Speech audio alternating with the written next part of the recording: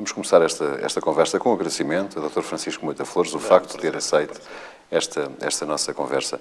Vamos começar de uma forma diferente, vamos começar talvez pelo final. O que é que não fez? Numa história de 800 anos, 7 anos não são nada, não é? Daquilo que eu gostaria de ter feito, que não foi possível de fazer, e acho que era uma obra, e é uma obra estratégica para Santarém, é a nova ligação de Santarém a Alcañete, a via estratégica que pode unir o norte e o sul do concelho. Mas, na altura, ainda fizemos os concursos, fizemos tudo, mas a crise estava aí com toda a velocidade. E já não havia condições objetivas nem subjetivas para fazer essa obra. Do resto, daquilo que é essencial, acho que foi cumprido, e está cumprido. Sendo certo que houve mais valias que saíram, houve mais valias que se perderam. Tenho pena que o acordo do Hotel Alcochete que fizemos ainda no tempo do anterior governo e que trazia uma série de benesses para Santarém tenha ficado a meio, só conseguindo aproveitar algumas dessas benesses, porque tudo ficou em banho-maria devido à crise. Espero que haja, num outro tempo, a capacidade de fazer aquelas alterações profundas que foram anunciadas para Santarém e de grande impacto em Santarém. Mas isso não está nas nossas mãos. São verbas e investimentos, alguns deles que são da competência do Governo. Estou a lembrar-me da mudança da linha do caminho de ferro e que ficaram provisoriamente congelados, embora eu tenha tido notícias de que há a procura da reanimação desse dossiê. Oxalá ele venha e que haja talento, quer das autarquias e, no caso concreto, de Santarém, e do Governo para o levar a efeito, seja agora a médio prazo ou a curto prazo, porque é importante para a região. Das obras que foram feitas em Santarém, quais é que são aquelas que mais gostou?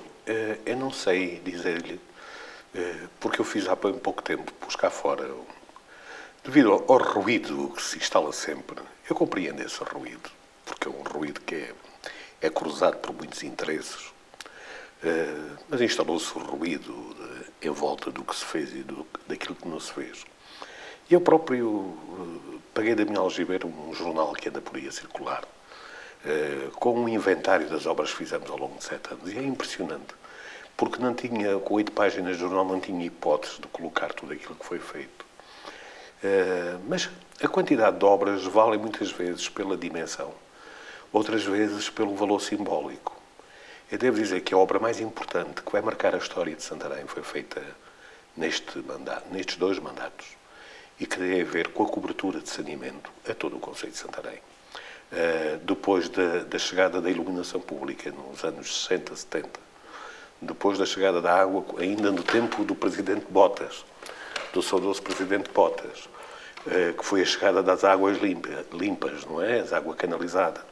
Nós ficámos agora com a cobertura de saneamento feita, que é um dos maiores investimentos de sempre. Eu julgo até que é o maior investimento de sempre, público, feito em Santarém, que são mais de 50 milhões de euros que foram aplicados, e que fazem com que Santarém estava com 60%, pouco mais de 60% de cobertura de saneamento, tenha hoje um indicador, ou vá concluir com o indicador de 93%.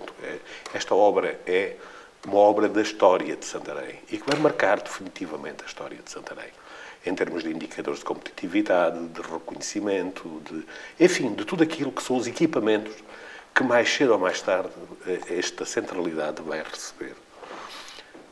Do ponto de vista da grandeza, esta é, sem dúvida, a maior obra que um autarca pode fazer. Não só pelas verbas envolvidas, mas pela mudança radical daquilo que é a cultura cívica, a cultura de desenvolvimento, a cultura de crescimento de uma determinada região. A obra simbólica mais importante que para mim, que guardo no coração, são 2 obras. As 2 quase imateriais. E nós temos memória curta, e como temos a memória curta, estas coisas ficam só para quem as faz. Quando eu cheguei a Santarém, a esmagadora maioria das escolas não tinha condições. E, sobretudo, as escolas da serra do norte do país, os nossos meninos assistiam às aulas de sobretudo e luvas. Não é? Ninguém aprende com frio. Ninguém aprende com fome. e ninguém aprende com frio. E dotar os equipamentos de ar-condicionado em todas as escolas para que os nossos meninos pudessem trabalhar à vontade é dos maiores prazeres que eu tenho como autarca. A outra foi uma provocação que, devido à figura que sou e à capacidade que tenho de intervir publicamente, usei um pouco para fazer alguma justiça social. Nós mandámos 40 ou 50 velhotes a Cuba fazer operações às cataratas, que não foi nada no meio daquilo que é hoje a necessidade de operações e cirurgias às cataratas, onde os mais velhos são sempre colocados em segundo plano. E devo dizer que dos maiores prazeres que tive foi uma noite em que chegaram o último grupo de velhotes, eu ver uma senhora que pela primeira vez viu o neto, que tinha 3 anos e ainda não o tinha visto, e conseguia vê-lo. Mas mais importante que isso foi corrigir esta enorme injustiça que havia nas cirurgias, onde os velhotes eram sempre secundarizados em relação àquilo que era a mão de obra mais atrativa. Sabe, nós vivemos numa sociedade em que cada vez há menos seres humanos e somos mais entendidos como recursos humanos. Mas a dimensão do ser humano vai muito para além do recurso humano. E acho que essa foi um momento de combate, porque foi uma grande algazarra a nível nacional, como se lembra, mas que fomos vencedores, porque, não só porque esses velhotes ficaram a ver, sobretudo porque acabaram, ou pelo menos foram muito reduzidas, aquilo que eram as listas de espera para serem intervencionados a nível nacional. E são memórias muito gratas, de muitas memórias gratas, que levo destes 2 mandatos. Não vou esquecer o 10 de junho e o momento épico que foi, nós vivemos essa experiência em Santarém, ainda hoje reconhecido como uma das comemorações mais importantes da vida pública portuguesa. Não vou esquecer a ressurreição da Praça de Touros e das tradições portuguesas. Quando eu cheguei àquela Praça de Touros estava a morrer. Aquilo que é uma raiz profunda de Santarém e uma memória profunda de Santarém não tinha condições de sobrevivência. Hoje está cheia de saúde e está aí de vento em popa graças ao esforço que na altura fizemos. Alguns quiseram sempre humilhar ou denegrir esta iniciativa porque puseram tudo no âmbito das touradas, não é? Não era bem isso. Não tem a ver muito com touradas. Tem a ver com memórias coletivas. Tem a ver com comunidades que produzem e viveram sempre numa relação muito intensa com touros e com cavalos. E na qual a corrida de touros é apenas um dos aspectos dessa vivência. E era importante que essa vivência não morresse, porque faz parte dos nossos cotidianos, é importante para a economia rural, é importante para a economia regional e é importante para a afirmação da cultura regional. E daí que fosse, não vou esquecer isso. Não vou esquecer ficarmos com a Escola Prática de Cavalaria. A Escola Prática de Cavalaria, que hoje um ruído, às vezes até bem medíocre, confunde com as dívidas da Câmara. Não percebeu nunca, mas a história vai mostrar-lhes que não tinham razão. Quando nós decidimos não deixar que a Escola Prática fosse mais um projeto de imobiliário, mais uma coisa. Olha, hoje já se consegue perceber esse combate com a ruína que está na construção civil. Percebe-se bem esse combate que travámos na altura para que a Escola Prática não fosse mais um projeto imobiliário, fosse um espaço de afirmação da nossa identidade, da nossa cultura e, ao mesmo tempo, um espaço de serviços e um importante espaço de serviços para a cidade, porque podemos colocar ali uma série de equipamentos. É evidente que, embora tenha sido reconhecida publicamente a Fundação da Liberdade, todos estes constrangimentos sobre as Fundações da Liberdade obrigaram-nos a escolher outro caminho. E temos estado a negociar um outro caminho ao longo dos últimos meses, que a muito breve prazo vai ser notícia e vai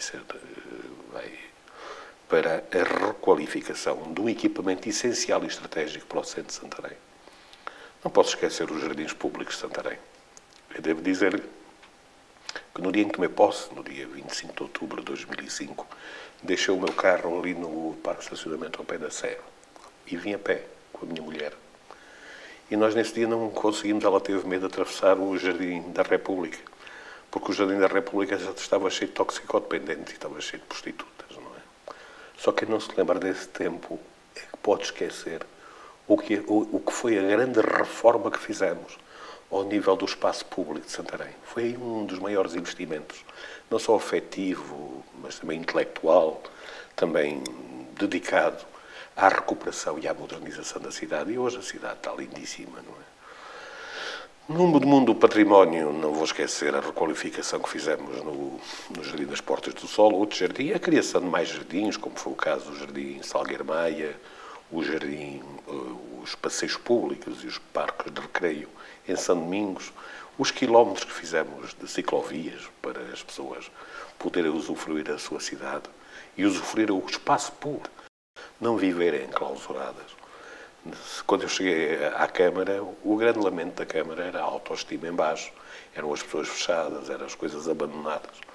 Acha que a autoestima foi devolvida aos calabitanos? Ouça, só quem não conhece a história apoteótica destes 7 anos é que pode mergulhar a cabeça na areia e os velhos do Restelo de sempre, não é? Que jamais estão zangados com a vida, portanto estão zangados com toda a gente e nunca mais...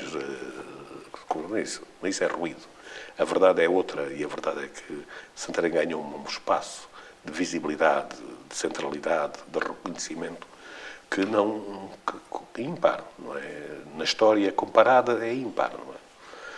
Não posso esquecer também a grande revolução que fizemos no mundo das escolas, que foi onde nós fizemos o maior investimento.